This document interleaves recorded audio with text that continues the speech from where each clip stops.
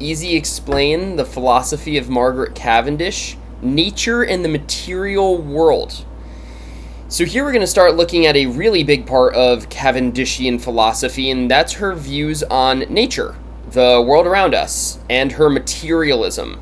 So I think the best way to start this off is really just coming to terms with a lot of definitions for these concepts that she has that are pretty unique. I'm paraphrasing these, and I'm also assembling them from across her works, trying to put them in very short, graspable terms for us. So to start here, what is nature for Cavendish? So nature is infinite, eternal, and the rational effect and servant of God. If you remember, God is the one being above and beyond nature, and God is the cause of nature. So nature is the effect of God here. What is matter for Cavendish? Well, most importantly, it's self-moving. Again, this is a really big principle for Cavendish, that everything can move itself. And in matter itself, we have this one essential principle of life that we cannot take away from it. It can move itself.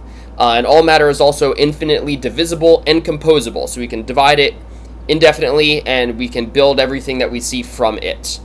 From these first two notions of her definitions of nature and matter, especially if you're a big fan of John Green and you've read his The Fault in Our Stars, it may sound familiar here. But we start to get this idea that there are infinite infinities inside of infinity. There are different size infinities. We can break them up in so many different ways, and that definitely aligns with Cavendishian philosophy here as well.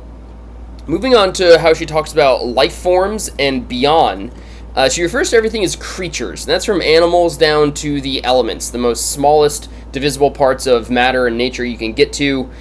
She's going to say that all these things, all these life forms, are made from sensitive and rational matter. Matter has these two properties, that all matter is sensitive and rational. Again, we're infusing mind into matter here.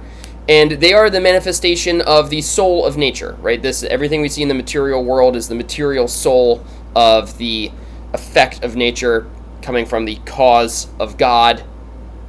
So then how would we define what the world is? What do we see when we look around us as we live in the world? It's all just matter in self-motion. And that explains all the varieties of everything we see. That explains all changes in everything that we see.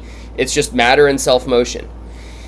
To move on to this idea of mind that we're infusing into matter, it's really a hard rejection moving from the Cartesian mind. We're not going to set up a duality here. It's not going to be something that is intermingling and conjoining with bodies. They're one and the same here. They're inseparable for Cavendish. Mind itself, that very life principle, is infused into matter itself. They are the same thing. All matter is a form of mind, except for God. God is the one thing that's above and beyond nature. It is supernatural. And again, God is the creator of nature. So one interesting thing to point out here, just as Cavendish sets up a lot of these themes and concepts, is if we look at the laws of thermodynamics, which really weren't hammered down until the 1900s, Cavendish really has some inklings towards these laws, in the mid-1600s, really in getting this idea of conservation of matter, across all changes in the universe. So if we look at this first selection from chapter 1, she says, nature may be called both individual, as not having single parts subsisting without her, but all united in one body, and dividable, by reason she is portable in her own several corporeal figurative motions, and not otherwise. So again, that nature is this one vast whole, and we can divide it, we can put it back together, but it all stays as nature. We can't change the fact that it's all nature all the time. Moving on to what she says in chapter 16, neither can anything be lost in nature, for even the least particle of nature remains as long as nature herself. Motion is material, for figure, motion, and matter are but one thing, and that no particular motion is or can be lost in nature nor created anew. So there we get it for the first time here. We're seeing that you cannot create or destroy matter itself in nature. It all already exists in its own infinity. Moving on to chapter 35, there can be no annihilation. So there can neither be a new creation of the least part or particle of nature, or else nature would not be infinite.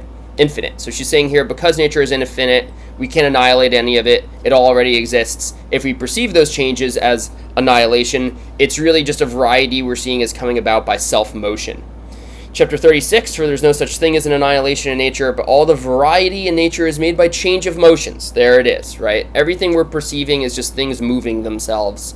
And finally, one last selection from the second part of her work, the further observation section. We're going to move into chapter 5 there. For forms are and have been eternally in nature, as well as matter, so that nothing is created anew, which never was in nature before. For now, I hope this helps.